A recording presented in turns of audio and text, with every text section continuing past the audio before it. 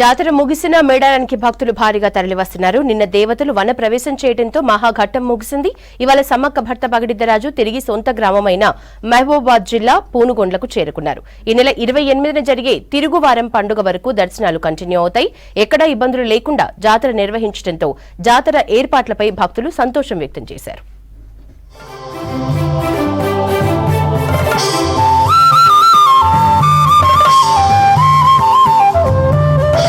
మేడారం మహాజాతర విజయవంతంగా ముగిసింది.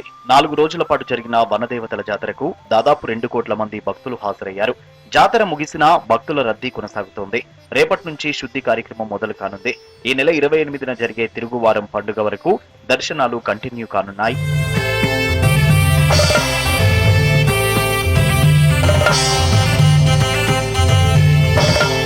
మేడారం జాతరలో కొలువుదీరిన సమ్మక్క భర్త పగిడిద్దరాజు తిరిగి మహబూబాబాద్ జిల్లా గంగారం మండలం పూనుకొండ్ల గ్రామానికి చేరుకున్నారు.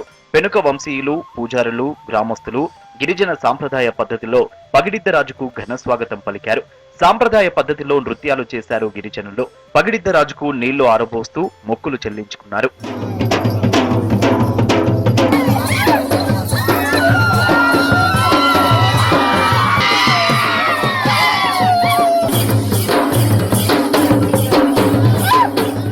మేడారం జాతర ఏర్పాట్లపై భక్తులు సంతోషంగా ఉన్నారన్నారు మంత్రి సీతక్క. ఈసారి జరిగిన జాతర అనుభవాలతో వచ్చే జాతరకు మరింత పక్కాగా ఏర్పాట్లు చేస్తామన్నారు. అన్ని శాఖల అధికారుల సమన్వయంతో జాతరను విజయవంతంగా నిర్వహించామన్నారు.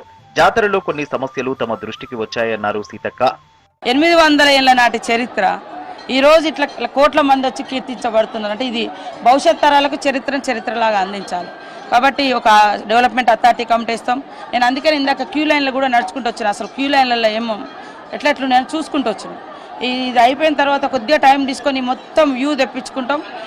బైకుల మీద కూడా మేము తిరుగుతాం. కొంతమంది అధికారులను ఇంటబెట్టుకొని ప్రణాళికబద్ధంగా భూమి కూడా కొంటాం. ప్రజలందరికీ విజ్ఞప్తి చేస్తున్నాం. సమ్మక్క సారలమ్మ సన్నిధిలో బతికే వాళ్ళందరూ కూడా ఎంతో కొంత నష్టపరిహారం ఇచ్చి భూమి కొనేస్తాం సార్.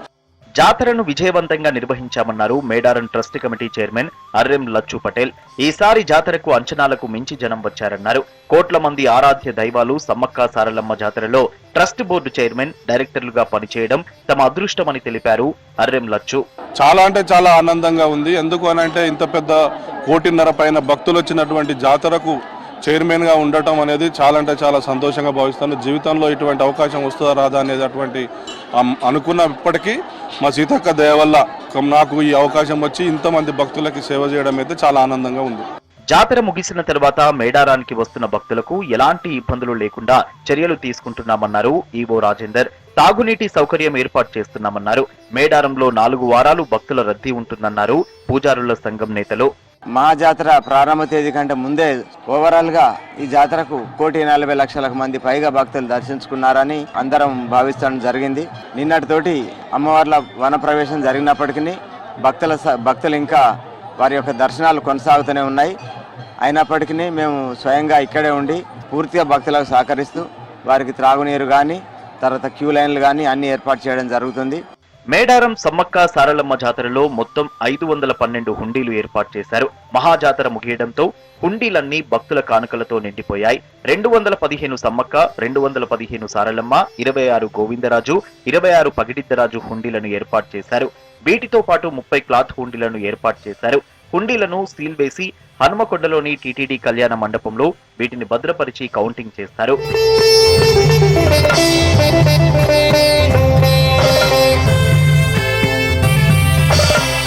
జాతర ముగియడంతో శానిటేషన్ ప్రక్రియ మొదలు కానుంది. జాతర ముగియడంతో రేపటి నుంచి శానిటేషన్ పనులు మొదలు పెట్టనుంది అధికార యంత్రాంగం.